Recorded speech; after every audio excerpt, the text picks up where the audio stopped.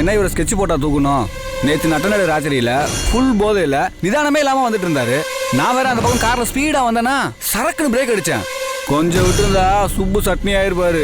இந்நேரம் அவருக்கு சங்கு ஊத்தி இருப்பாங்க, நாளைக்கு பால் ஊத்தி இருப்பாங்க, அடுத்த வாரம் அஸ்தியவே கிடச்சிருப்பாங்க. இடியட் மாதிரி பேசாத, அவரை பத்தி அபசகுனமா பேசாத. அவரை நம்பி ஒரு ஜீவன் இருக்கேன்.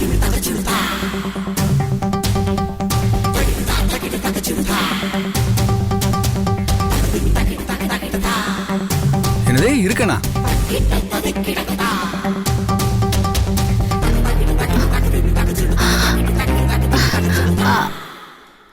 அப்படியா சொன்ன? அவரை நம்பி ஒரு ஜீவன் இருக்குன்னு சொன்ன. யாரு? யாரோ. நீ சரசு தானே சொல்ற? எவ்வளவு பெரிய ரகசியத்தை அசால்ட்டா கண்டுபிடிச்சிட்ட. நீ உண்மையிலேயே ஜீனியஸ். எங்களை எல்லாம் யாரும் ஏமாத்த முடியாது. ஆமா ஆமா, நியூஸ்ல சொன்னாங்க. என்ன நியூஸ்ல? சன் நியூஸ்ல. கொஞ்ச நேரம் சும்மா இரு. இங்க பாரு, சுப்பு இங்க இருக்கிற விஷயம் யாருக்கும் தெரியக்கூடாது. உனக்கு எனக்கு தான் தெரியுமே. ஐயோ ஐயோ ஐயோ. என்ன கவிதா, எனி ப்ராப்ளம்? உனக்கும் எனக்கும் தவிர வேற யாருக்கும் தெரியக்கூடாதுன்னு சொன்னேன். Okay okay. சுப்பு கூட போறேன் போறேன்னு அடம் பிடிச்சிட்டு இருந்தாரு. நான் தான் வேற வழியே இல்லாம அவருக்கு ஊத்தி கொடுத்து இங்க படுக்க வச்சிருக்கேன். Very good. கவிதா, இது ஒன்றும் தப்பு இல்லையே. என்ன தப்பு? நம்மளால ஒருத்தருக்கு நல்லது நடந்தா எதுவுமே தப்பு இல்ல. அப்படியா சொல்ற? நீ இப்படி யோசிச்சு பாரு. உனக்கு திவ்யா மேல ஆசை, திவ்யாவுக்கு அவங்க அண்ணன் மேல பாசம். அண்ணனை காணோன்னு அவ கதறி அழுது துடிச்சு தேடுறப்போ நீ இவரை கண்டுபிடிச்சிட்டு போய் அவகிட்ட ஒப்படைக்கிற மாதிரி ஒப்படைச்சேன்னா அவ உன்னை அப்படியே காதலோட பார்க்க மாட்டா? பாப்பா பாப்பா. கனிவா 4 வார்த்தை பேச மாட்டா? கண்டிப்பா பேசுவா. அதுக்கு மேல நீ அவளை என்ன பண்ணுவ? அவளை நேரா வீட்டுக்கு கூட்டு வந்து முட்டை ஆம்லெட்டும் மிளகு ரசமும் வச்சு அசத்திடுவேன். செருப்பு பிஞ்சிரும். நான் புது செருப்பு வாங்கி கொடுக்குறேன். ஐயோ கடவுளே, என்னாச்சு? ஒண்ணும் இல்ல, உன்னை நினைச்சா எனக்கு பெருமையா இருக்குன்னு சொன்னேன். ஏன்? மூளை இல்லாத ஒரு மனுஷன் எப்படி வெற்றிகரமா இத்தனை வருஷம் வாழ முடியும்னு நீதான் சிறந்த உதாரணம். நீ மூலம் சொன்ன எனக்கு ஞாபகம் வந்துச்சு. நான் நேரா மட்டன் ஷாப்புக்கு போயிட்டு வந்துடுறேன். இன்னைக்கு நைட்டு மூளை ஃப்ரையும் தக்காளி ரசமும் தான் டிஷ்ஷே.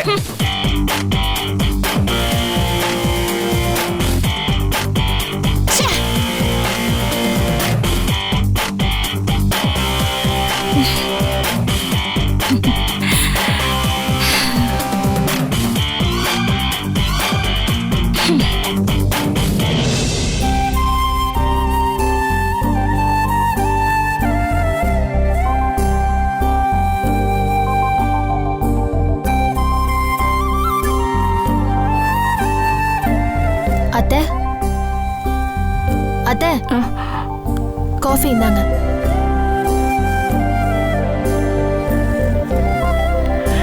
ரேகா, சொல்லுங்க அத்தை. இப்படி உட்காருமா.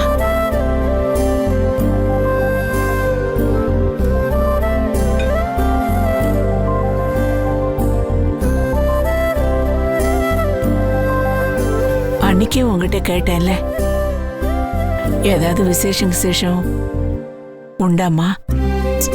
என்னத்த, இன்னைக்கு உங்களுக்கு வேற யாரும் கிடைக்கலையா? சுப்புவோட குழந்தை மேல ரொம்ப எதிர்பார்ப்பு வச்சிருந்தேன். இன்னும் ரொம்ப நாள் உயிரோட இருக்கணுங்கிற ஆசை என் மனசுல ஊறி போச்சுமா. ஆனா இப்படி ஆசை கட்டி மோசம் பண்ணிட்டானே அந்த கடவுள். அதுக்கு கொடுத்து வைக்காம பண்ணிட்டானே. நீயாவது ஒரு பிள்ளைகளையும் பெத்து கொடுத்தேன்னா அது கூட கொஞ்சிக்கிட்டு விளையாடிக்கிட்டு பேசிக்கிட்டு இருப்ப இல்லம்மா. என்னத்த, இன்னும் எத்தனை நாளைக்கு இப்படி புலம்பிக்கிட்டே இருக்க போறீங்க? என் மனசு ஆறலம்மா. நீயாவது என்னோட காயத்தை ஆத்துவேன்னு பாக்குறேன். மாதவனை தான் பாக்குறீங்களா அத்த? எப்ப பார்த்தாலும் பணம் பணம் காசு பிசினஸ்ன்னு ஒரு மிஷின் மாதிரி ஓடிக்கிட்டே இருக்காரு அத்த. ஒரு அன்பான பார்வை இல்ல, ஆறுதலான வார்த்தை இல்ல, ஒரு கனிவான நடத்தை இல்ல. எப்ப பார்த்தாலும் என்கிட்ட சண்டை போட்டுக்கிட்டே இருக்காரு. நான் அவருக்கு அட்வைஸ் பண்றேன். இப்படிதான் அத்தை போயிட்டு இருக்கு. ஐ லவ் யூங்கிற அன்பான வார்த்தையை கூட ஐ லவ் யூ அப்படின்னு முரட்டுத்தனமா ஒரு இயந்திர மாதிரி சொல்றாரு அத்தை.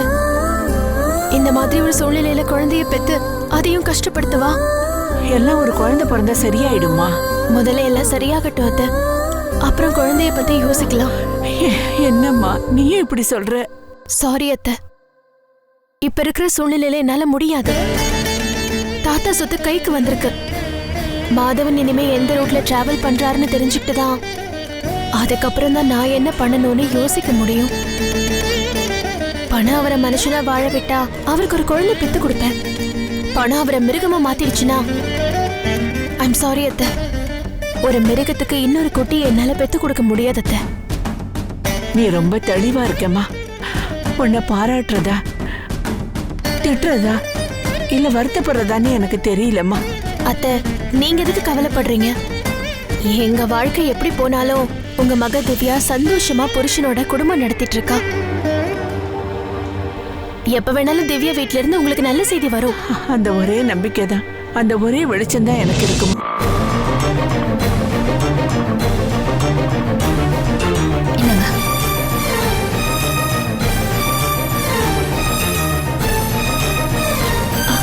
அத்தை, திவ்யா. ஏய் திவ்யா,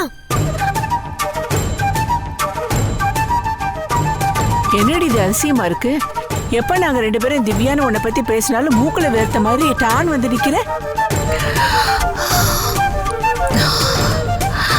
அனி, கொஞ்சம் காஃபி கிடைக்குமா? தலை வலிக்குது. இதோ போட்டு கொண்டு வரேன்.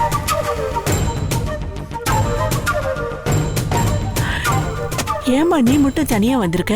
மாப்பிள்ள வரல? என்ன திவ்யா? திவ்யா உன்னதான் கேக்குறேம்மா, சொல்லு. அரிசி கடையில பிஸியா இருக்காரு. உன் அண்ணன் மாதவனும் இப்படித்தான். ஆபீஸ்ல எம்டி ஆனதுல இருந்து ரொம்ப பிஸி ஆயிட்டான்னு ரேகா சொல்லிக்கிட்டே இருக்கா. என்னம்மா பண்றது? இந்த ஆம்பளைங்களும் இப்படித்தான். அவங்க சம்பாதிச்சுட்டு வந்தா தானே நீங்க கேக்குறதெல்லாம் வாங்கி கொடுக்க முடியும். என்னடி உன் முகமே சரியில்லை, சுட்ட கத்திரிக்காய் மாதிரி இருக்கு. ஏதோ பிரச்சனை நடந்திருக்கு, இல்லன்னா மாப்பிள்ளை வந்திருப்பாரு இல்ல? என்ன உங்களுக்குள்ள ஏதாவது சண்டையா? மாப்பிள்ளை எங்க சொல்லு. என்னமா நீ? நானும் வந்ததுல இருந்து பாத்துட்டே இருக்க. மாப்பிள்ளை எங்க மாப்பிள்ளை எங்க மாப்பிள்ளை எங்கன்னு கேக்குறியே தவிர பெத்த பொண்ணுனா நீ எப்படி இருக்கேன்னு ஒரு வார்த்தையாவது கேக்குறியா? ஏடி ஒன்னு எதுக்கு நீ கேட்கணும்? அதான் நேர்ல பாக்குறேனே. என்னமோ சரி கிடையாது, ஏதோ நடந்திருக்குமா? ஏமா? பக்கத்துல கோயிலுக்கு வந்த, சரி உன்னை பாக்கணும்னு தோணுச்சு, அதனால வந்த. இது ஒரு தப்பா? கேக்குற கேள்வி பார்த்தா அப்படியே தலையை சீவிடுவா போல இருக்கு. இல்ல, நீ திடீர்னு தனியா வந்தாலே என் வயிறு பயிர்னு ஆயிடுதுமா. திடீர்னு ஏதாவது காரணம் சொல்லி மாப்பிள்ளை கிட்ட சண்டை கிட்ட போட்டுட்டு வந்துட்டியோன்னு ரொம்ப பயமா இருக்குமா. அப்படிலாம் ஒண்ணும் இல்லம்மா.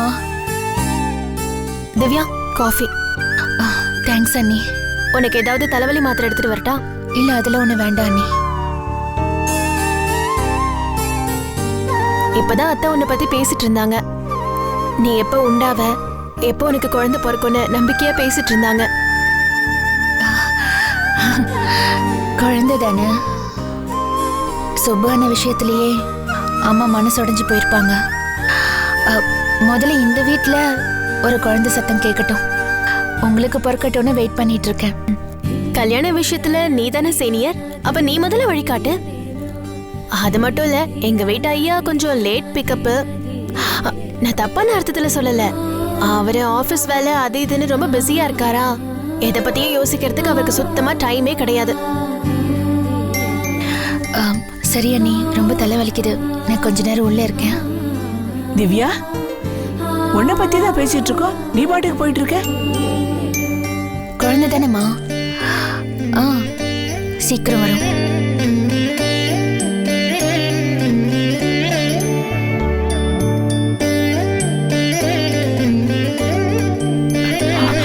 பாத்தியா என்ன சொல்லிட்டு போறான்னு பாரு. இப்ப நான் என்ன நினைச்சுக்கிறது? ஏன் அத்தை வந்ததும் வராதுமா, இப்பதான் வந்தா தலைவலிக்குதுன்னு சொல்றா, கொஞ்சம் ரெஸ்ட் எடுக்கட்டுமே. என்னம்மா நீ, உனக்கு அவளை பத்தி தெரியாதா? இருக்க இடம் கொடுத்தா படுக்க பாய் கேப்பா. அதான் வந்ததும் நேரா ரூமுக்கு போயிட்டா. அதான் பிரச்சனை ஒண்ணு இல்லைன்னு சொல்றாள் அத்தை. பெத்தவ எனக்கு தெரியாத அவளை பத்தி. அவன் ஒண்ணு இல்லைன்னு சொன்னா நிறைய பிரச்சனை இருக்குன்னு அர்த்தம். உங்க டிக்ஷனரியே வேறதான் அத்தை. இல்லம்மா, நீ போய் அவளை என்னன்னு பாரு. கண்ணு கசக்கிட்டு இருக்காளா இல்ல ஃபீல் பண்ணிட்டு இருக்காளான்னு பாருமா. சரி அத்தை, நான் பாக்குறேன். நீங்க கொஞ்சம் டென்ஷன் ஆகாம இருங்க.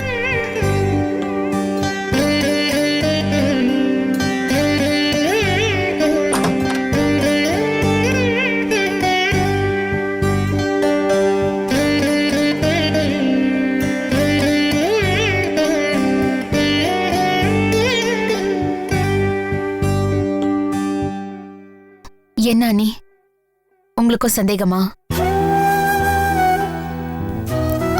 இல்ல அத்தை தான். எத்தனை வாட்டி தான் நீ சொல்றது?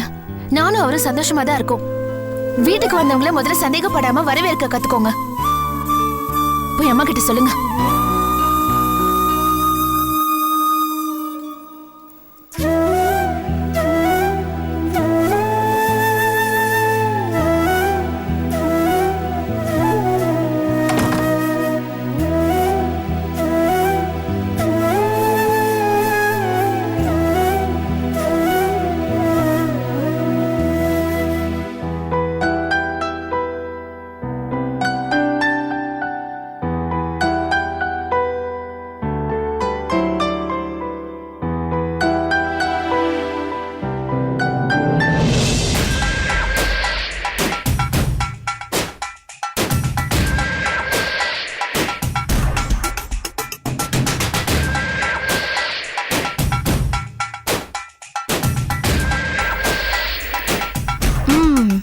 சரசு, ஹேய் கவிதா, வா. என்ன திடீர்னு இந்த பக்கம் வந்திருக்க? சும்மா எப்படி இருக்கேன்னு பாத்துட்டு போலான்னு வந்தேன். என்ன வீட்டை லாக் பண்ணிட்டு மேல வந்து உட்கார்ந்துட்டு இருக்க? வீட்ல வேற யாரும் இல்லையா? என்ன கவிதா, நீ ஏன் வீட்ல நான் தான் இருப்பேன், வேற யாரும் இருப்பாங்க? ஓ, அப்போ சுப்பு இன்னும் அவங்க அம்மா வீட்ல இருந்து வரலையா? அது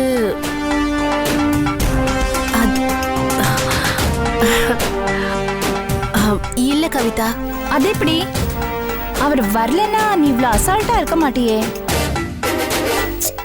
வேலையில சின்சியரா இருப்பாரு. இப்போ வேலைக்கே போகாம இருக்காருன்னா ஏதோ பிரச்சனை இருக்கு. அதெல்லாம் ஒண்ணும் இல்ல, அவரு நல்லதா இருக்காரு. சரி, அப்புறம் ஏன் வேலைக்கு போல? அது அவங்க அம்மாக்கு உடம்பு சரியில்லை. இப்பதான் சென்னையில இருந்து போன் பண்ணி பேசினாரு. ஓ, வரத்துக்கு இன்னும் ஒரு வாரம் ஆகும்னு சொன்னாரு. ஓ அப்படியா? அப்போ அது வேற சுப்புவா இருக்கும்னு நினைக்கிறேன். என்ன சொல்ற? வேற சுப்புவா? ஓ, சுப்பு சென்னையில இருக்காரு. இங்க திடீர்னு வேற ஒரு குழப்பம். ஓ சுப்பு மாதிரியே சுப்புன்னு பேர் வச்சிருந்தவரை போதை மறுவாழ்வு மையத்துல அட்மிட் பண்ணிருந்தாங்க. அப்புறம் அவர் திடீர்னு நேத்து நைட்ல இருந்து காணுமா.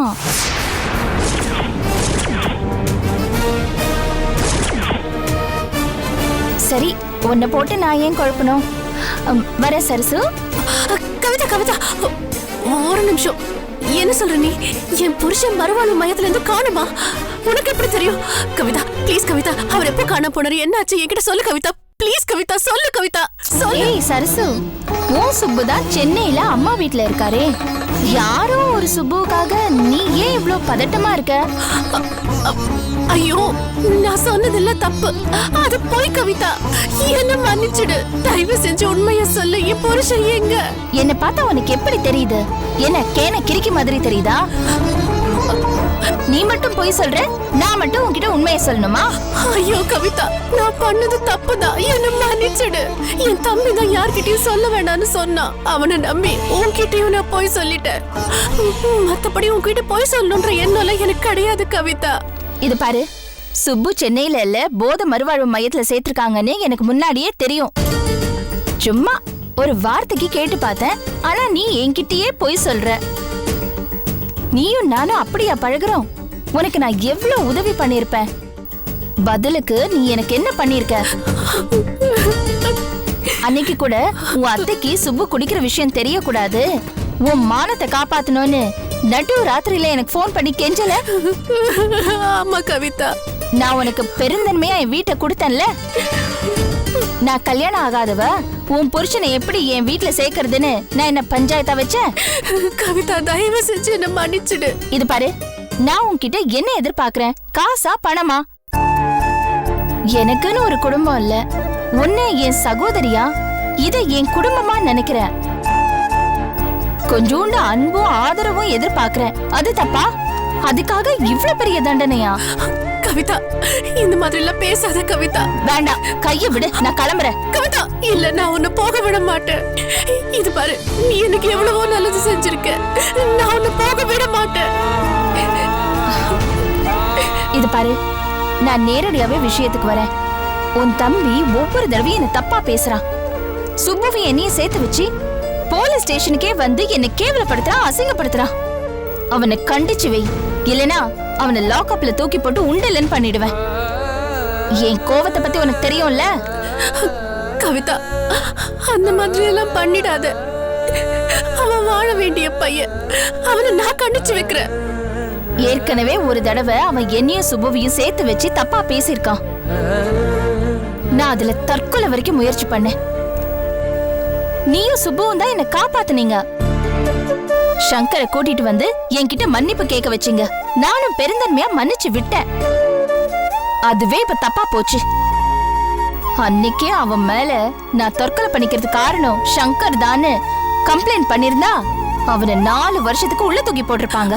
ஐயோ, இப்ப கூட அதை செய்யறதுக்கு சட்டத்துல இடம் இருக்கு. அது உனக்கு தெரியுமா?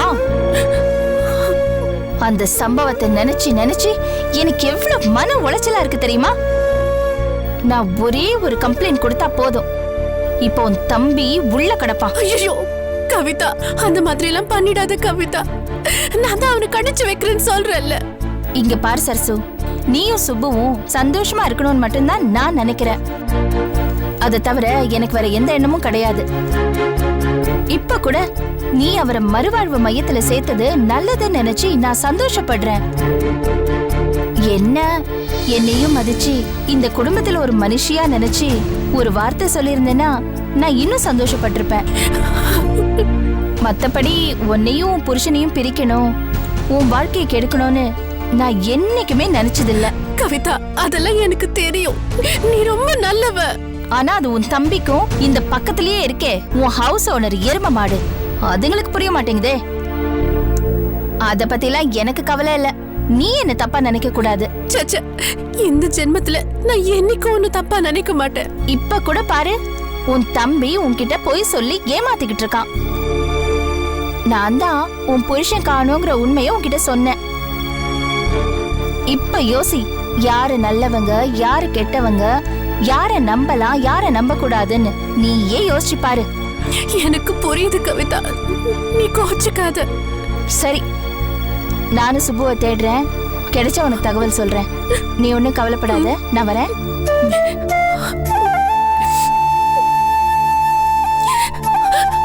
ஐயோ கடவுளே, இவர் எங்க போயிட்டாருன்னு தெரியலையே.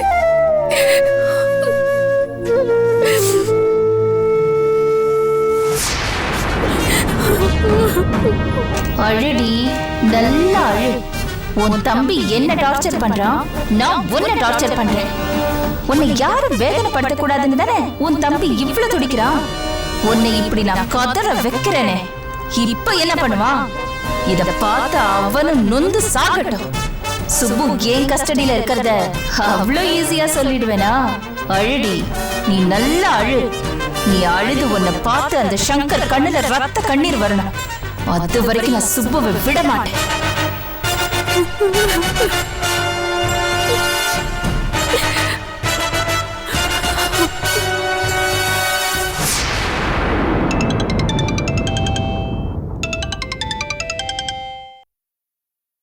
சொல்லுக்கா. இனிமேல் நீ என்ன அப்படி கூப்பிடாதடா. நீ எல்லாம் ஒரு தம்பியா? என்னாச்சுக்கா? என்னாச்சுன்னு கேக்குறல, சொல்லு. இன்னும் என்னடா ஆகணும்? அது எல்லாமே முடிஞ்சு போச்சு. என்ன விஷயம் சொல்லுக்கா. முதல்ல நீ சொல்லுடா. உன் மாமா எங்க? என் புருஷன் எங்கடா? ஏன்டா பேசாம இருக்க? எனக்கு பதில் சொல்லு. அக்கா, மாமா. சொல்லு சங்கர். இல்லக்கா, மாமா வந்து அவரு காணும். மறுவாழ்வு மையத்துல இருந்து ஓடி போயிட்டாரு. அதான்